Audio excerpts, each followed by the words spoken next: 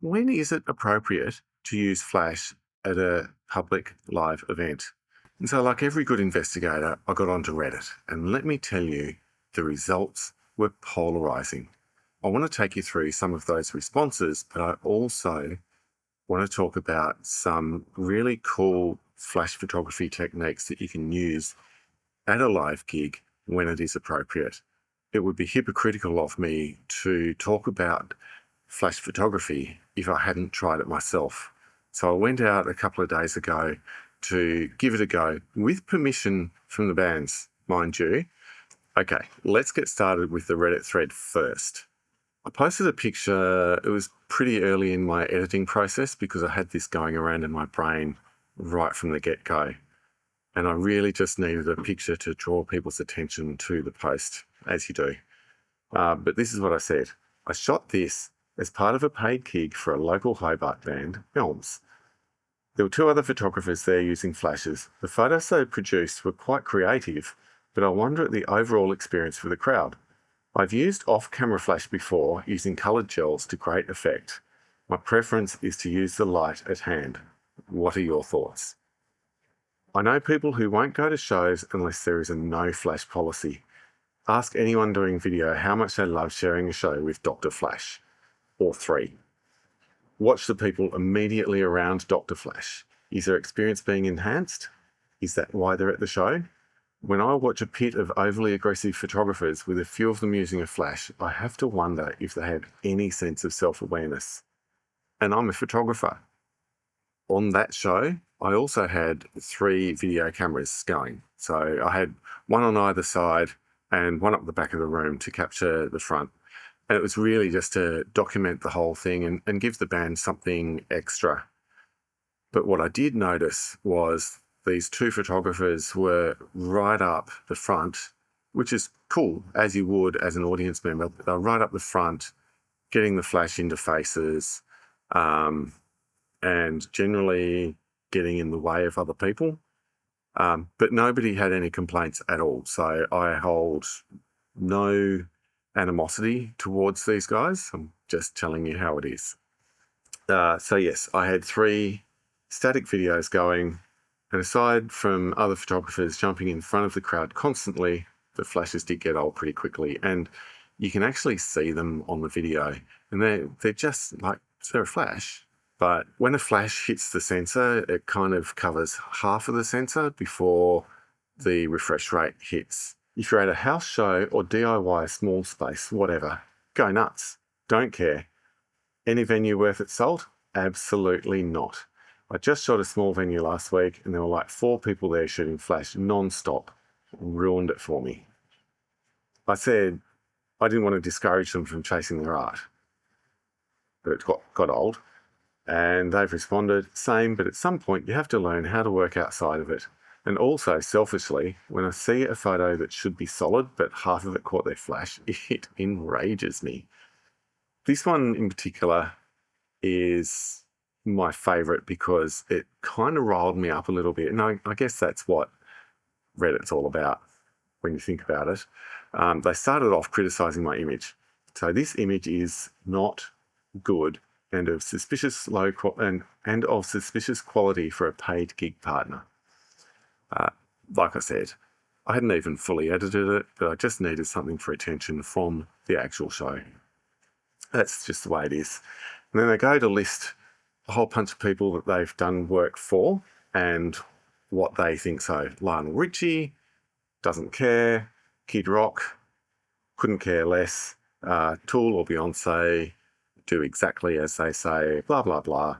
And then to the people whining about the crowd or the videos, you can pay me to stay home too, and I will for money, to be clear. But this band or label or management or the publicist or their mums or whomever have paid me to be there and take pictures. They are expecting pictures. So I'm going to take them and bugger your viewing experience and your video. I won't be here long. Get over it. Yeah. Draw your own conclusions there. Please feel free to leave something in the comments. 3 Songs No Flash by Lo Beerens. I've not heard of the book, but I imagine it's all about concert photography. That's all you need to know. Anyone that brings a flash to a show doesn't know what they're doing. I've shot shows for 31 years and never needed one, not once. Use the stage lighting to create your photos. Learn how to shoot in manual and get good glass. Absolutely.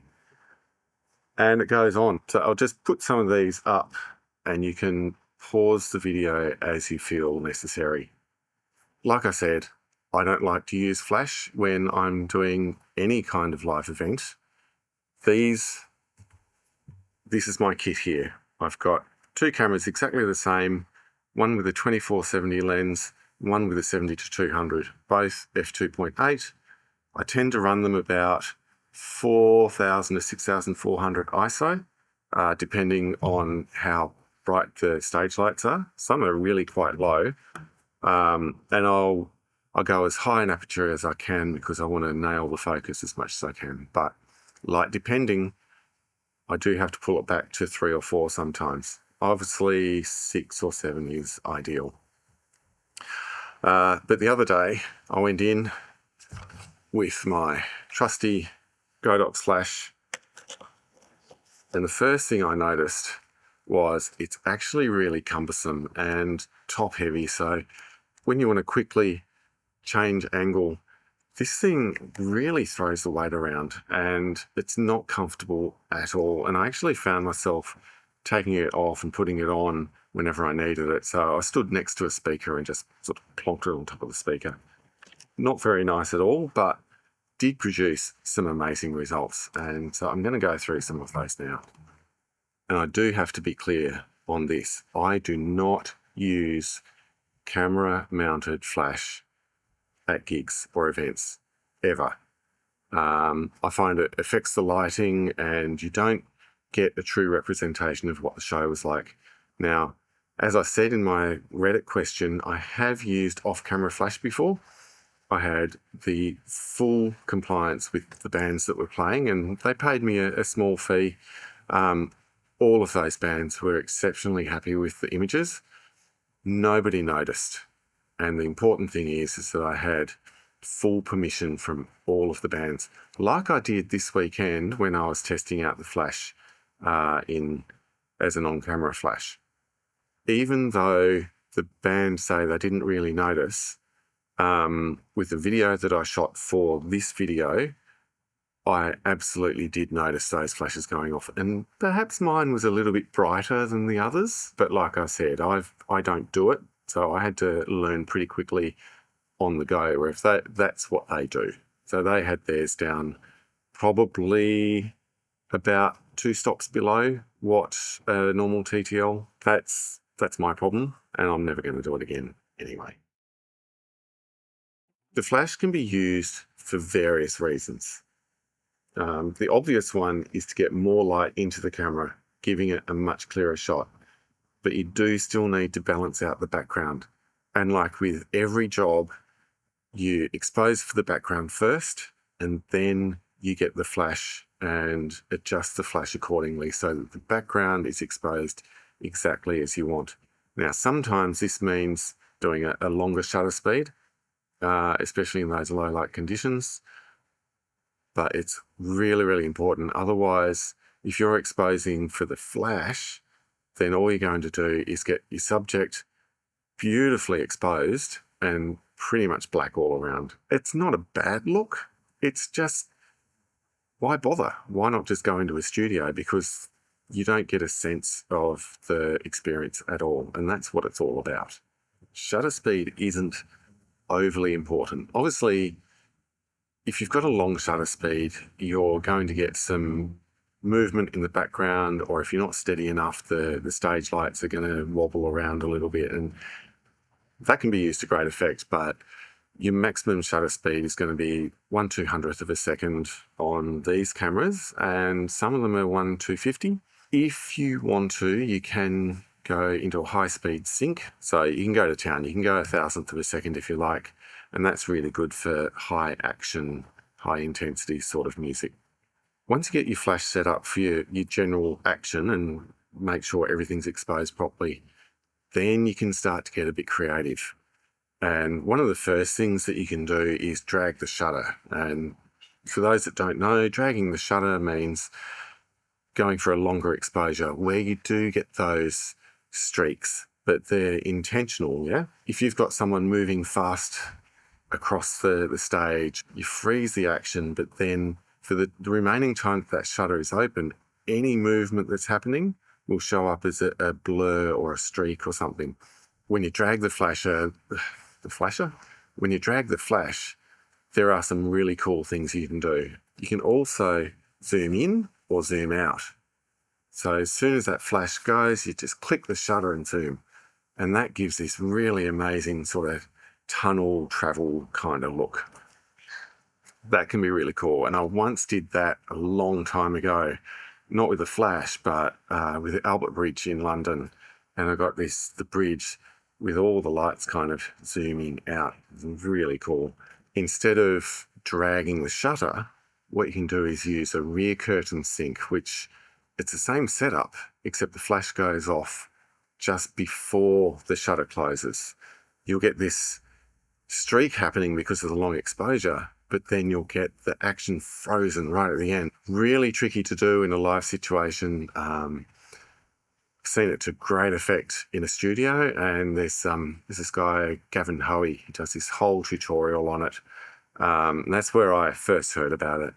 And the effects are incredible.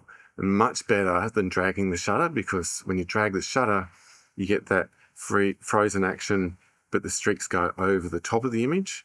When you put the rear curtain sync on, then you get the wavy line streaks, and then the frozen image is over the top. It looks much more natural. One of the methods I tried as well, which I didn't see these guys using, was multi-flash. So I set my flash to fire off 3 times inside half a second.